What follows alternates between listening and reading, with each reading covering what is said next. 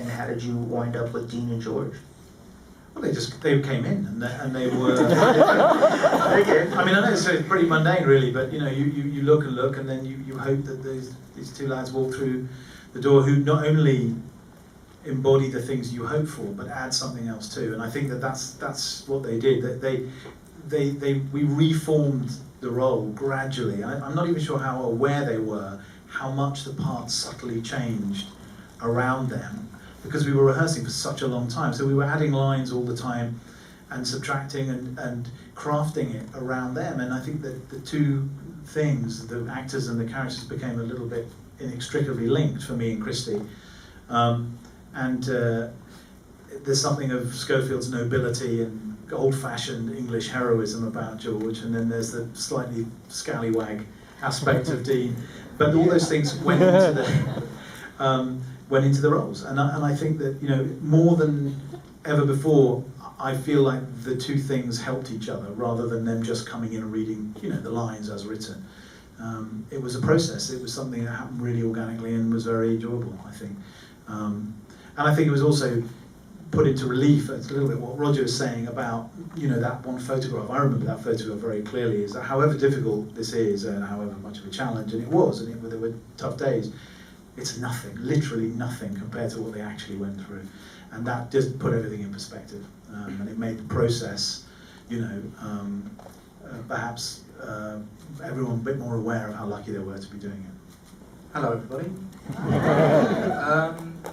Yeah, I mean, this job for me really, and I mean it when I say really, was a dream job.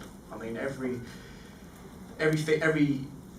that about this project just ticked all the boxes for me. You know, working with Sam, Roger, George, the crew, and the character as well, Blake. I mean, he's a really sweet kid. He's the sort of guy that wears his heart on his sleeve, and I automatically fell in love with the character. And then to top it off, it's a film like this. So I mean, yeah, and it was hard work. We did months and months of training together and preparation, research. It was something I could really dig my teeth into and just throw myself at it. Yeah. Yeah, I feel similarly. Like, I think it was an amazing lesson, given this, you know, the one-shot nature, that you've got to be so technically aware, you know, in the construction of everything, in the construction of the story, in the execution of the takes. But then by the same token, you're doing these really long scenes and shots, and so therefore you can kind of get lost in it. So in a way, it's sort of like, you know, like acting in its essence in terms of all this technical learning put together to make something kind of unconscious. So as an experience, to have a whole film that embodied that was amazing. I think that shot, George, of you running down with the explosions around you, I feel like that's going to be one of the most iconic shots of the year. What was it like shooting that where things are exploding around you? And it must have been a thrill. It was incredible because of, you know, because of the level of collaboration, the amount of work, the amount of people, in a completely literal sense, the amount that it took to pull off that shot was so exciting. It was so amazing. It was such a celebration, you know, when we achieved that. So it was, yeah, it was exhilarating. It was a ball. Yeah. Well, I played a lot of Blake, and he's a Lance Corporal. He hasn't been there very long, and he's not as experienced as a soldier as much as Schofield is. But he's very good with maps and navigations, and he's a sweet kid. And suddenly he's thrown into this mission to save 1,600 people's lives, and on top of it, his brother is also one of the 1,600. So for Blake, it's not really just an order to save people's lives, it's a personal mission for Blake. Yeah, but I play Schofield, who, as Dean said, is a bit more experienced as a soldier, but is quite English in how he carries that. But I think it's kind of, I don't know, I think that both characters, there's a beautiful thing with the film of the big and the small, you know, and understanding something really big via a very intimate relationship with characters and a very intimate experience of watching it. And so I think, in a way, I see Schofield, like, I can only speak for Schofield, but I see him as very much his own man, but also a kind of embodiment of, you know, many of the soldiers that served. Was there anything that either of you found or read or saw that kind of helped you discover these characters a little bit more? Did you read diaries like Christy did? Or? I read a book called The Western Front Diaries, and it's collections of soldiers' diary entries. And I actually found that my great-granddad had a diary entry in there. And, yeah. And You never told me that. yeah, I know. Yeah.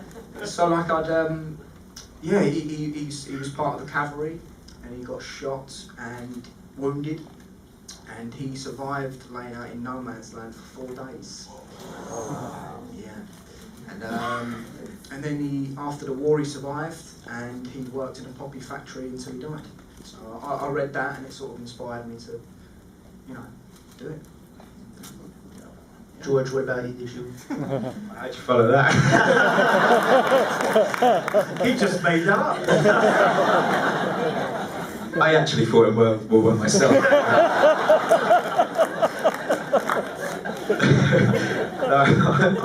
I felt very close to Schofield as a man. I remember from the very first audition, before there was a script available, there was just 2 scenes to audition with, and I remember reading them and thinking, whether it's wrong or whether it's right, I know an interpretation of these words and of these scenes. And so for me, it was, of course, we did a huge amount of historical research, but I felt like I had a kind of personal understanding that was sort of rooted in myself. Such a joy. I think it was the kind of physical relentlessness of it, and that was actually a pleasure. And I remember Sam, when we got to the end of the shoot, saying, "You're going to have to level with the fact that you'll never be this fit again." I think the first time I thought that was actually it was my second audition, the first time meeting Sam. And he was explaining,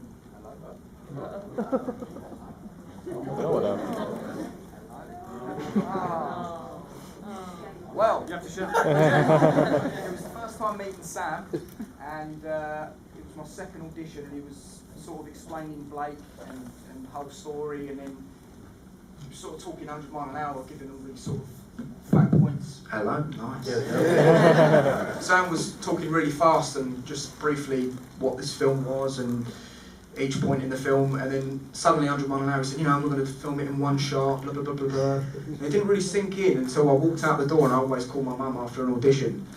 So I was like, yeah, he said this, and then he said he's going to be in one shot. Jesus Christ. That was before even walking on set, so. I mean, I thought you were batshit the whole time. But I love batshit, so I was keen for it. I mean, every day on set was mental. For like a whole variety of reasons. It was like an army of people trying to do the impossible every day and somehow succeeded, which is just new to me. So yeah, constantly batshit crazy.